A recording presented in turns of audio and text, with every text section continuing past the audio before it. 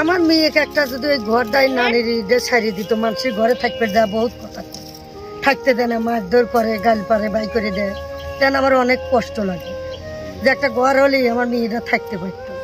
আপনি তো আপনি ঘরে রাখতে পারেন, আমিও তো আমার ঘরে রাখতে পারিনি, আমার স্বামী আছে। আপনার ঘরে যেটা না এটা না, এই তো টুকি আমার এই আটে না, মাটি নেই ঘরে, তাও আমারও ঘরে মাটি নেই, নানি ঘর তো নাই, মাটি নাই দেখলাম।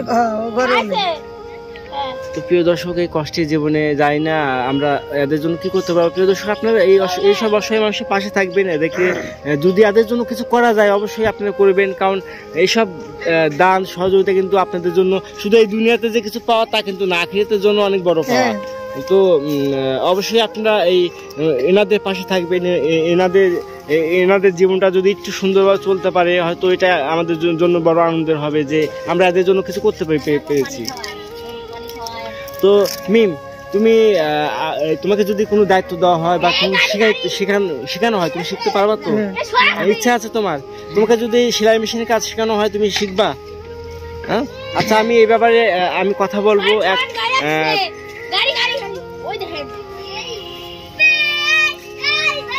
তো আসলে প্রিয় দর্শক কি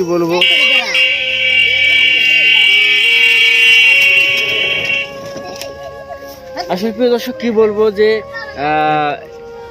এদের জন্য আমি দেখবো এক প্রবাসী আপু কথা বলতেছে, ওনাদের জন্য, ওনাদের কষ্ট দেখে বলছেন যে ওনাদের জন্য যদি কিছু করতে পারেন তিনি অবশ্যই নেক্সট টাইম করবেন।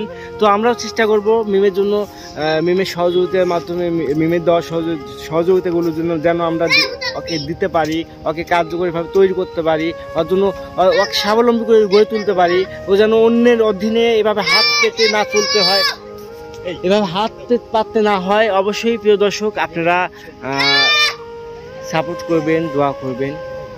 তো মিম, তুমি আমার দর্শকের জন্য কিছু বল।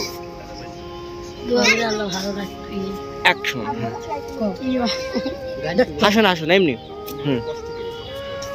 মন খারাপ করে বলো। আমার বাপ নাই, আমি খালি কয় তা দেখে তো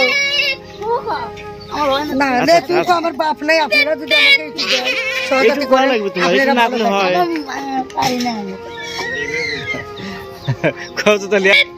তো রত্না, তুমি আমার দর্শকের উদ্দেশ্যে কিছু বলো। আমারও তো বাবা নাই, আমাকে একটু আপনারা সহযোগিতা করেন। তো মিম, তোমার জীবন তো অনেক কষ্ট, তুমি দর্শকের উদ্দেশ্যে কিছু বলো। আমার বাবা নাই, আর চুপচাপ থাকো আমি বললাম। তো প্রিয় দর্শক, আসলে মিমের জীবনে যে কষ্ট, তো আসলে এই কষ্টগুলো বলার মতো না। তো মিম, আমার দর্শকের উদ্দেশ্যে কিছু বলো। আমার বাপ নাই। তো আসলে প্রিয় দর্শক, ও লজ্জায়, মানে ও কি বলবে ও নিজেও বুঝতে পারতেছে না, আসলে ওর বাবা নাই, ছোট থেকে কষ্ট নিয়ে বড় হয়েছে। এই কষ্টের মাঝে কিন্তু মানে গড়ে উঠতেছে। আপনারা যদি ওর পাশে থাকেন, ওকে যদি একটু সহযোগিতা করেন, হয়তো ওর জীবনে নিজেকে স্বাবলম্বী হিসেবে গড়ে তুলতে পারবে, হয়তো নিজের পায়ে নিজে দাঁড়াতে পারবে, কিছু একটা করতে পারবে, কারো উপর পর নির্ভরশীল হয়ে থাকা লাগবে না, এটাই আর কি। তাছাড়া একটা মেয়ে বিয়ে হয়ে গেলে তো সব শেষ, সে নতুন কিছু পাবে, কিন্তু বিয়ে না হওয়ার আগ পর্যন্ত হয়তো ও নিজের পায়ে দাঁড়ালো এবং নিজে কিছু করলো, স্বাবলম্বী হলো। অত বয়স বেশি না, 13 বছর না, 12 বছর বয়স, একদম কম। তো যাই হোক, আর আপনি তো যে অনেক ভিডিওতে বলেন যে বিয়ের কথা, আমার মেয়ে বিয়ে দিতে হবে, বিয়ের জন্য কিছু বিয়ে করা যাবে না, বিয়ে 18 বছর নিচে না, ঠিক আছে? 18 বছর হলে তখন ছোট হাতে পায়ে এমনি বাইরে উঠি। হ্যাঁ, ওইটাই আর কি। তো যাই হোক প্রিয় দর্শক, আমরা আজকে মিম এবং মিমের মায়ের কথাগুলো নিলাম। কিছুই চাচ্ছি না, আমার মেয়েটা কিছু, এরা যদি সহজাতি করে আল্লাহ তাদের ভালোবাসবে, কত দান করে জানের সাদগা জাকাতের মাল দিলিভার, আল্লাহ তাদের ভালোবাসবে, বুঝেছেন? আমি চাইনি আমার এই মেয়েটাকে যদি একটু বাঁচাইতেন আপনারা, খুবই আমি খুশি। আপনি 11 আল্লাহ বাবা নাই, আসলে বাবা নাই, সৎ বাবা, দেখতে পারে না, থাকে দেয় এখন ভাত, একটু এই করে কাম, হাজার কাম করলেও মন পায় না।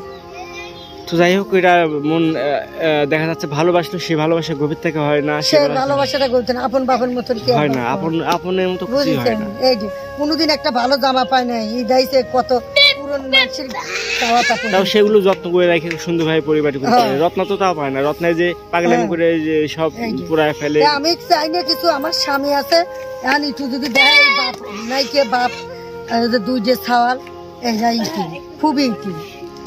তো যাই মার কাছে মানুষ হয়েছে, ঘরে কি থাকা যায়, দরজা নাই, থাকতে ভয় করে রাত্রি, খুবই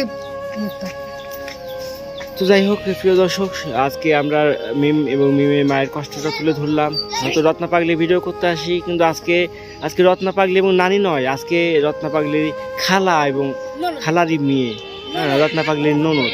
তো যাই হোক, এদের দুজনের কষ্টটাই তুলে ধরলাম। মা যে হাসি খুশি নতুন জীবন পাইছে, হাসি খুশি তা না, মায়ের মনে যে বেদনা নিয়েই মা আছে।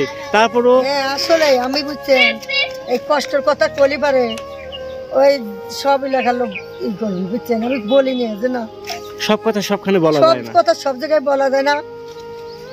যাই হোক, তো প্রিয় দর্শক, আজকে আমরা যে কথাগুলো আপনাদের জানাইলাম, আসলে আমি প্রস্তুত ছিলাম না এই ভিডিওটা করার আমি জন্য। এখন তো ভাতও দিতে পারিনি, বুঝেছেন, এখন ভাত আমার মেয়ে না খাবে। তো যাই হোক, যেটুকু জোটে হয়তো ওইভাবে চলতে যায়, অনেক কষ্ট চলতেছে। আমি চাই মিম নিজে পায়ে দাঁড়াও, ঠিক আছে, নিজে কিছু করো। আমিও চেষ্টা করবো তোমার জন্য নিজে কিছু করে খেতে পারো, কারো উপর নির্ভর হয় না চলতে। যাতে আমার ভাত না খাওয়া, মা বাবা কারো ভাত না খালে তুমি নিজে কিছু করে খেতে পারো। হ্যাঁ, আমি চেষ্টা করবো।